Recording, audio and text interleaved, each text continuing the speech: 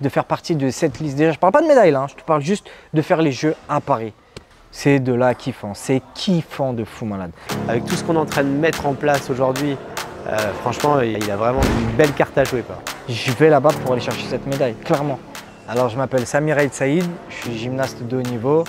Je suis en préparation pour les Jeux de Paris 2024.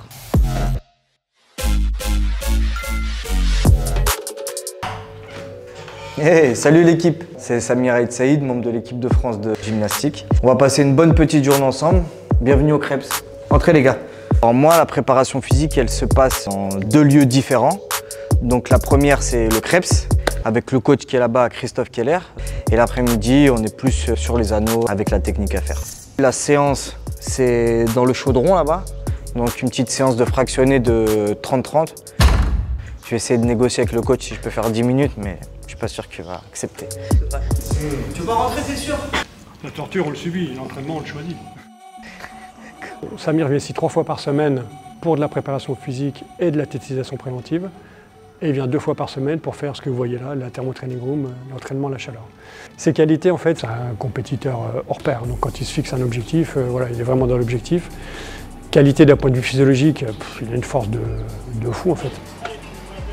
Et puis une qualité que tout le monde lui connaît, c'est la résilience. Il y a eu parfois des moments où je suis tombé, mais toujours relevé.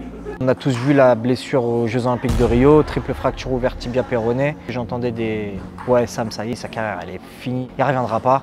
Non. Je les remercie ces gens-là parce qu'ils me donnent encore plus de force de revenir. J'avais dit hey, je serai là à Tokyo. J'ai tenu parole et je me suis qualifié. J'abandonne pas et j'abandonnerai jamais. Ça a été un très très beau moment.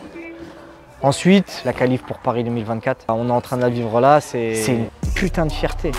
C'est une putain de fierté. Je suis mort. Je suis pas fatigué du tout, c'est du bluff. C'est du bluff parce que je sais que vous êtes là, tu vois. Je fais genre un peu le mec fatigué, mais en soi. Ce que je souhaite, moi c'est au moins une médaille autour du cou. La plus belle sera la mieux. On ne fait pas tout ça pour ne pas aller chercher une médaille au jeu. C'est même pas envisageable en fait. De faire partie de cette liste, déjà je parle pas de médaille là, hein, je te parle juste de faire les Jeux à Paris. C'est de là kiffant, c'est kiffant de fou malade. Voilà, tous les voyants sont ouverts. Ah ouais, je prenais 0 prot, rien du tout. La whey, je suis contrôlé régulièrement. Pour moi ça c'était dopant. Mais en fait que pas du tout, tu vois. Quand j'ai commencé à me diriger vers les compléments alimentaires, j'ai vu les bienfaits. Et là j'ai dit allez, vamos. Je prends les collagènes pour mes tendons. En fait, je mets mes muscles tellement à rude épreuve sur mes anneaux que je suis obligé d'en prendre soin, tu vois. J'ai eu pas mal de lésions, pas mal de ruptures. Je ne veux pas parler trop vite pour pas me porter à la shkoumoun, mais vraiment, le collagène, ça a été magique, ça a été révolutionnaire. Alors ça, franchement, je ne suis pas parti une fois en compétition sans ça. Je communique pas. C'est un truc que je connaissais pas, mais alors pas du tout. Et je suis tombé amoureux. J'évite même de partager ça sur les réseaux sociaux. J'ai trop peur qu'un de mes concurrents ils disent « Putain, mais c'est quoi ça, il prend ça ?» Non. Ouais, c'est connu, mais imagine, il y en a, ils connaissent pas. Moi, je connaissais pas. Tu vois? Je le fais pas, c'est mort. Vous venez chez le kiné avec moi? Allez, vamos.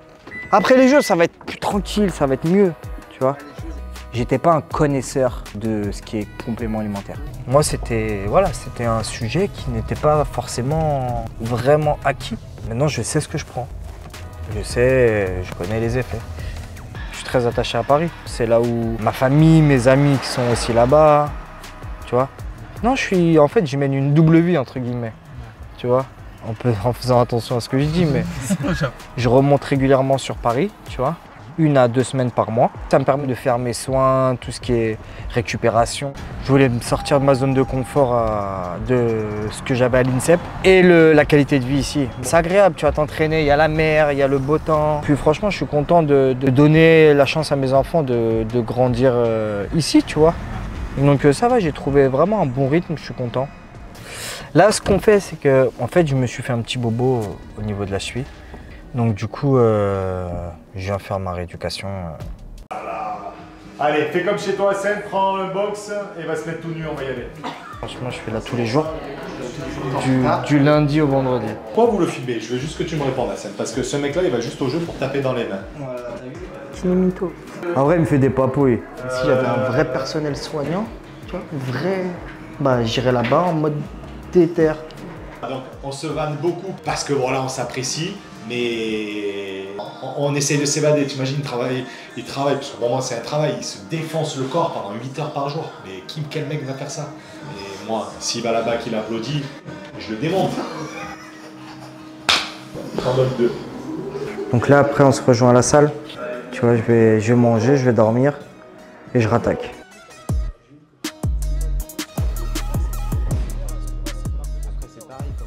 Donc là, on est au pôle France de gymnastique d'Antibes. Bah, c'est là où s'entraînent en fait la plupart des gymnastes de haut niveau. C'est ma salle de torture. Ne soyez pas timide. Likez. Ça se passe bien. On a fait une bonne préparation déjà avec toutes les étapes de Coupe du Monde qu'on a pu faire avant. Et puis là, on attaque la dernière ligne droite, quoi. Ah, Jeux Olympiques, c'est comme si je te parle de Coupe du Monde au foot. Pour un mec du MMA, c'est la ceinture de l'UFC. C'est l'aboutissement d'une carrière pour un sportif de haut niveau. On travaille toute notre vie pour arriver à cette échéance-là. Pour moi, c'est le Graal. Au-dessus des Jeux, il n'y a pas. Si on te dit, tu préfères être 5 fois champion du monde ou médaillé de bronze aux Jeux Olympiques, je vais préférer être médaillé de bronze aux Jeux Olympiques. Et en plus de ça, c'est une belle récompense du travail, quoi. Tu dis que tu fais partie des meilleurs Français, quoi. Non, il est bien. Et puis bon, on a la cheville aussi à gérer. Je pense qu'être à l'écoute de son corps, c'est hyper important, mine de rien.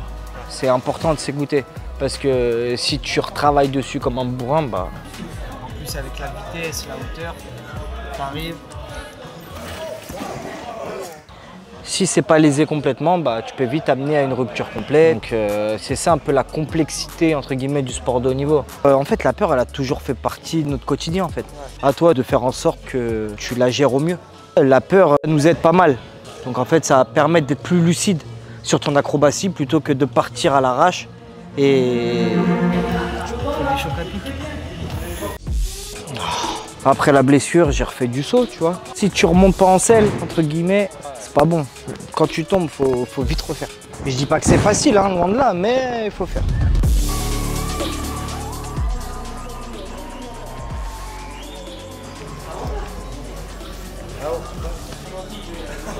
En fait, c'est pour que ça glisse un petit peu plus. Et vu que quand je suis tendu, tu sais, je tourne un peu les bras comme ça, et ça évite les frottements.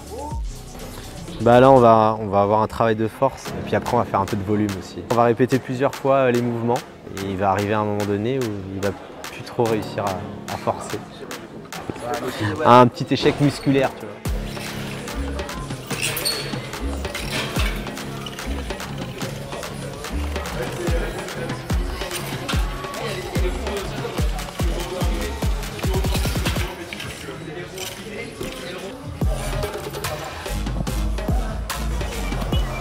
Allez.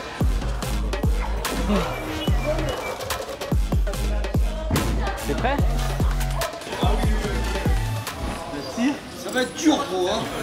Je te jure. Tu sens que ta séance d'hier, elle a impacté. Hein. Ça fait mal, les anneaux. Putain, ça fait mal. Ça n'a... Je suis d'avoir choisi un agri comme ça. Hier, j'étais puissant. J'étais fort, j'étais léger. Aujourd'hui, presque tout l'inverse. C'est dur, mais la séance, il faut qu'elle soit faite, quoi qu'il arrive.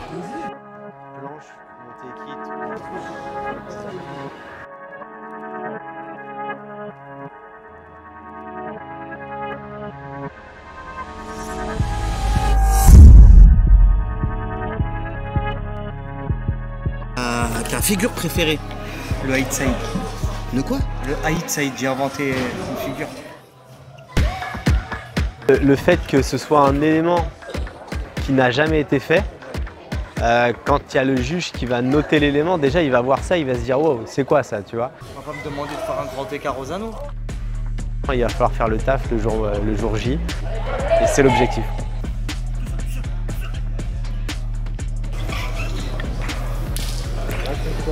Demain, on prend les mêmes, on recommence. Hein, on n'a pas le temps de dormir, on n'a pas le temps de se reposer. On verra ça après les Jeux. Et je vous donne ma parole, je vais tout donner. Si ça vous a plu, n'hésitez pas vraiment à vous abonner. à partager, à faire découvrir mon monde, le monde de Nutrimuscle, parce que ensemble, on sera encore plus fort. Likez, partagez, abonnez. Allez, sur ce, là, je m'en vais vraiment, vraiment.